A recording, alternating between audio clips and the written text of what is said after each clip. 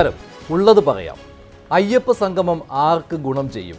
ആരുടെ അയ്യപ്പ സംഗമത്തിലാണ് യഥാർത്ഥ ഭക്തർ വന്നത്? NSSും SNDPയും സർക്കാരിനൊപ്പം നിൽക്കുന്നത് ഏത് ഉറപ്പിന്റെ ബലത്തിലാണ്? പമ്പയിലും പന്തളത്തും ചേരി തിരിഞ്ഞ് ശബരിമലയ്ക്കായി അയ്യപ്പ സംഗമം നടന്നപ്പോൾ ചോദ്യങ്ങൾ നിരവധിയാണ്. പമ്പയിൽ സർക്കാരിന്റെ സംഗമത്തിൽ വന്നതിനേക്കാൾ കൂടുതൽ ഭക്തർ പന്തളത്തെത്തി. പമ്പയിൽ സർക്കാർ ജീവനക്കാരെയും പാർട്ടിക്കാരെയും ഉപയോഗിച്ച് പന്തൽ നിറച്ചെങ്കിലും യുവതീ പ്രവേശന വിഷയത്തിൽ ഇടഞ്ഞു നിന്ന സംഘടനകളെ ഒപ്പം കൂട്ടാനായത് സർക്കാരിന് നേട്ടം.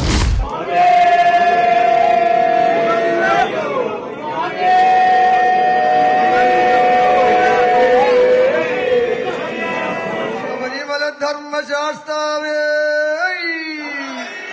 ധ്യാനസ്വരൂപനേ കാനനവാസനേ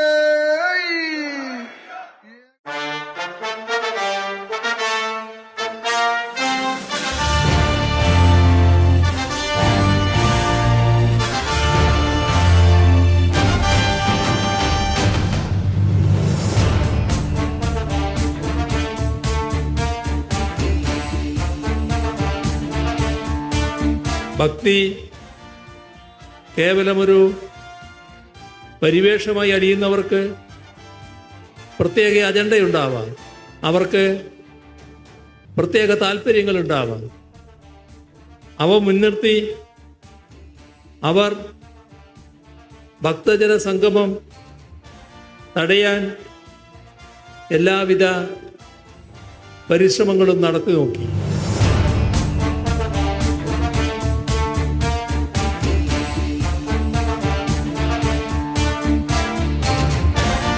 പമ്പയിൽ സർക്കാരും തിരുവിതാംകൂർ ദേവസ്വം ബോർഡും ചേർന്ന് നടത്തിയ അയ്യപ്പ സംഗമത്തിന് മറുപടി നൽകാൻ കൂടിയാണ് 2 ദിവസം കഴിഞ്ഞ് പന്തളത്ത് ശബരിമല സംരക്ഷണ സംഗമം ചേർന്നത്. സ്വാഭാവികമായും പമ്പയിലെ സംഗമത്തിലെ ഒഴിഞ്ഞ കസേരകളും ഭക്തരുടെ എണ്ണത്തിലെ കുറവും മുഖ്യമന്ത്രിയുടെ ഭഗവത്ഗീത പരാമർശവും ദേവസ്വം ബോർഡ് പ്രസിഡന്റിന്റെ ലാൽ സലാം മോഡൽ ശരണം വിളിയും പന്തളം ഭക്തസംഗമത്തിൽ പരിഹാസ വിഷയങ്ങളായി.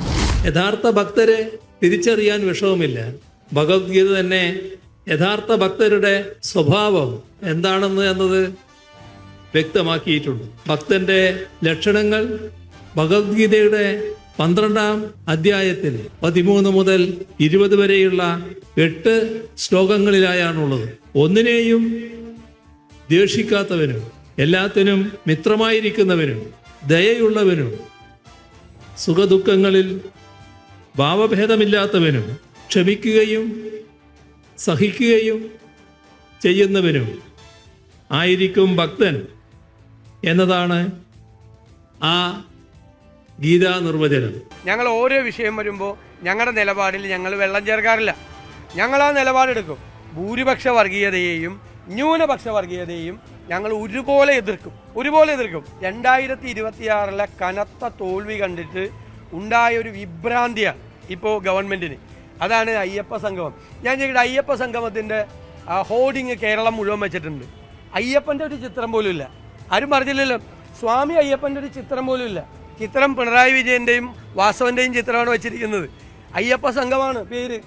ആഗോള അയ്യപ്പ സംഗമം വിശ്വാസികളും ഭക്തന്മാരും ബഹിഷ്കരിച്ചതുകൊണ്ട് അത് സമ്പൂർണമായ പരാജയമായിരുന്നു.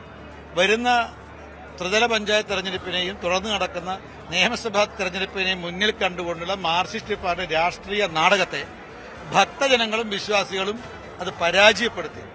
ആ രാഷ്ട്രീയ നാടകം പൊളിഞ്ഞ് പാളീസായി. സുപ്രീം കോടതി വിധിക്ക് ശേഷം NSS പന്തളത്ത് നടത്തിയ നാമജപ ഘോഷയാത്രയെ അനുസ്മരിക്കുന്ന ജനക്കൂട്ടം. NSSന്റെ പിന്തുണ പക്ഷേ പമ്പയിലെ സർക്കാർ സംഗമത്തിന് ആയിരുന്നു എന്ന് മാത്രം. അണ്ണാമലൈ, തേജസ്വി സൂര്യ എന്നിവരെ എത്തിച്ച് ദേശീയ പരിവേഷം നൽകാൻ ശബരിമല കർമ്മസമിതിക്ക് കഴിഞ്ഞു. മുഖ്യമന്ത്രിക്ക് ഡ്രാമാചാര്യൻ എന്ന പേര് നൽകി വിശ്വാസികളെ പറ്റിക്കുന്നു എന്ന പ്രതീതി ഉണ്ടാക്കാൻ അണ്ണാമലയുടെ ശ്രമം. இதில் ரொம்ப ஆச்சரியமான விஷயம், இந்த விழாவிற்கு முக்கிய விருந்தினராக யாரை அழைத்தார்கள் என்பதுதான் முக்கியம். தமிழகத்தினுடைய முதலமைச்சராக இப்ப இருக்கக்கூடியவர் சனாதன தர்மத்தை வேரோடு அறுக்க வேண்டும் என்று நினைக்கக்கூடியவர். எங்களுடைய முதலமைச்சர் திரு மு க ஸ்டாலின் அவருடைய மகன் உதயநிதி ஸ்டாலின் சனாதன தர்மம் என்பது டெங்கு மஸ்கிட்டோ கொசுவை போன்றது, அதை ஒழித்தளிக்க வேண்டும் என்று சென்னையில் 2 ஆண்டுகளுக்கு முன்பு ஒரு நிகழ்வு நடத்தியவர். அதுல திரு மு.க. ஸ்டாலின் அவர்களை இந்த நிகழ்வுக்கு முக்கிய விருந்தினராக கேரள மாநிலத்தினுடைய முதலமைச்சர் பினராயி விஜயன் அவர்கள் இங்க வாங்கன்னு கூப்பிடும் பொழுதே நமக்கு தெரியும் இது ஐயப்பனுக்காக போடப்படக்கூடிய ஒரு நிகழ்வு கிடையாது. மக்களை ஏமாற்றி அரசியல்ல ஓட்டை வாங்குவதற்காக ஒரு நிகழ்வு இங்க போடுறாங்க என்பது தெள்ள தெளிவாக நமக்கு தெரியும். ஆனா திரு ஸ்டாலின் அவர்களையும் திரு பினராயி விஜயன் அவர்களையும் நான் அவர்களை எப்படி அழைப்பேன் என்று சொன்னால் நாஸ்திக் டிராமாச்சாரி என்றுதான் அழைப்பேன். പമ്പയും പന്തളവും 2 അയ്യപ്പ സംഗമങ്ങൾ കഴിയുമ്പോൾ ചോദ്യങ്ങൾ നിരവധി. ശബരിമല വീണ്ടും രാഷ്ട്രീയ നേട്ടത്തിനുള്ള ആയുധമാകുന്നു.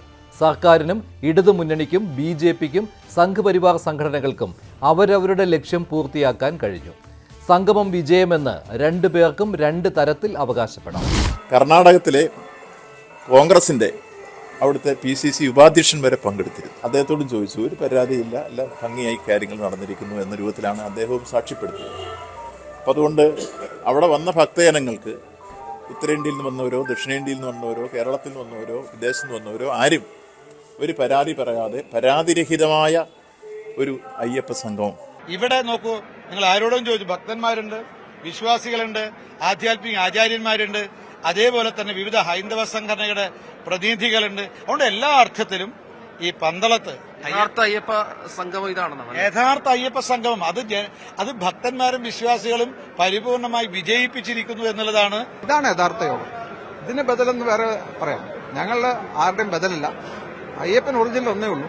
അതുകൊണ്ട് ഈ കഴിഞ്ഞ ദിവസങ്ങളായിട്ട് മാർക്സിസ്റ്റ് പാർട്ടി ചർച്ചകളെ ശ്രദ്ധിക്കുമ്പം എനിക്ക് സംശയം തോന്നി. ഇനി അവർ പറയാം അയ്യപ്പനെ പ്രതിഷ്ഠിച്ച മാർക്സിസ്റ്റ് പാർട്ടിയാണെന്ന് പറയുമെന്ന് സംശയമുണ്ട്. നമ്മുടെ കേരളത്തിൽ അയ്യപ്പ വിശ്വാസികൾ ലോകത്തിലെല്ലാം ഉണ്ട്. അതിൻ്റെ ഭാഗമായി ലോകത്തിലുള്ള എല്ലാവരുടെയും സഹകരിപ്പിച്ചുകൊണ്ട് ആ ക്ഷേത്രത്തിൽ വരുന്ന വിശ്വാസികളുടെ വിശ്വാസം കാത്തു സൂക്ഷിക്കാൻ, അത് കേരളത്തിൻ്റെ ആകെ പൊതു താല്പര്യമാക്കി മാറ്റിയെടുക്കാൻ കഴിയത്തക്ക നിലയിലുള്ളൊരു നടപടിയിലേ സ്വീകരിക്കുന്നത്. എന്തിനാ അതിനെ എതിർക്കുന്നത്? ആചാര ലംഘനം നടത്തുന്നതിന് വേണ്ടി പോലീസിന്റെ പിൻബലത്തോടു കൂടി 2 സ്ത്രീകളെ കൊണ്ടുവന്ന് ഇരുട്ടിന്റെ മറവിൽ ശബരിമലയിൽ ദർശനം നടത്തി, ആചാര ലംഘനം നടത്തി. ലോകം കീഴ്മേൽ മറിഞ്ഞാലും ഇതിലൊരു മാറ്റം ഉണ്ടാവില്ല, ഒരു നിലപാടുണ്ടാവില്ല എന്ന് പറഞ്ഞു ഇല്ലേ പിണറായി വിജയൻ? എന്നിട്ട് നവോത്ഥാന സംരക്ഷണ സമിതി ഉണ്ടാക്കി. ആചാര ലംഘനം നടത്തുന്നത് നവോത്ഥാനമാണ് എന്ന് പറഞ്ഞു. ഇതൊക്കെ കേരളം കണ്ടതല്ലേ? അന്നത്തെ ആ നിലപാടിൽ നിന്ന് എന്തു മാറ്റം പിണറായി സർക്കാരുണ്ടായി? മാറ്റം ഉണ്ടെങ്കിൽ ആദ്യം ചെയ്യേണ്ടത് സുപ്രീം കോടതിയിലെ സത്യവാങ്മൂലം പിൻവലിക്കണം. മാറ്റമുണ്ടെങ്കിൽ രണ്ടാമത് ചെയ്യേണ്ടത് വിശ്വാസികൾക്കെതിരായിട്ടുള്ള കേസ് പിൻവലിക്കണം. മാറ്റമുണ്ടെങ്കിൽ മൂന്നാമത് പറയണം കഴിഞ്ഞ 9 കൊല്ലം ഒരു വികസന പ്രവർത്തനം അവിടെ നടത്താൻ പറ്റിയില്ല എന്ന് പറയണം. 10ാമത്തെ കൊല്ലം തെരഞ്ഞെടുപ്പ് പ്രഖ്യാപിക്കുമ്പോൾ സായാഹ്നത്തിൽ മാസ്റ്റർ പ്ലാൻ ഉണ്ടാക്കി ശബരിമലയെ ഞെട്ടിച്ചു കളയും എന്ന് പറഞ്ഞാൽ ഞങ്ങൾ ഞെട്ടില്ല. ശബരിമലയ്ക്കെതിരെ എന്ന ചീത്തപ്പേരൊഴിവാക്കി അയ്യപ്പന്മാരുടെ അടിസ്ഥാന സൗകര്യങ്ങൾ കൂട്ടി സുഖകരമായ തീർത്ഥാടനം ഉറപ്പുവരുത്താനുള്ള നിർദ്ദേശങ്ങളുടെ ക്രോഡീകരണമേ ലക്ഷ്യമിട്ടുള്ളൂ. അത് സാധിച്ചുവെന്ന് പമ്പയിലെ സംഗമം ചൂണ്ടിക്കാട്ടി സർക്കാരിന് പറയാം. യുവതീ പ്രവേശന വിഷയത്തിലെ നിലപാട് ഓരോ ഹിന്ദു സംഘടനകളെയും അവരവരുടെ നിലപാടിനൊത്ത് വിശദീകരിച്ചും ഉറപ്പു നൽകിയും പമ്പയിലെ സംഗമത്തിൽ അണിചേർത്ത സർക്കാരിന്റെ ലക്ഷ്യം വോട്ട് ബാങ്ക് തന്നെ. പന്തളത്തെ സംഗമത്തിലൂടെ ബി.ജെ.പിക്കും സംഘപരിവാർ സംഘടനകൾക്കും തങ്ങളുടെ ലക്ഷ്യവും സാധിച്ചെന്ന് അവകാശപ്പെടാം. യഥാർത്ഥ ഭക്തരുടെ സംഗമമെന്നും അവിടെയും ബി.ജെ.പിയുടെ രാഷ്ട്രീയ ലക്ഷ്യം നിഴലിച്ചു നിൽക്കുന്നു എങ്കിലും, അതായത് നഷ്ടം സംഭവിച്ചത് UDF-ന്. ന്യൂനപക്ഷ പ്രീണനത്തിനായി അയ്യപ്പന്മാരെ അവഗണിച്ചുവെന്ന ചീത്തപ്പേരും. സുപ്രീം കോടതി വിധിക്ക് ശേഷം സർക്കാരിനെതിരെ പ്രക്ഷോഭത്തിൽ ഉറച്ചുനിന്ന UDF-നെ NSS-ഉം കൈവിട്ടു.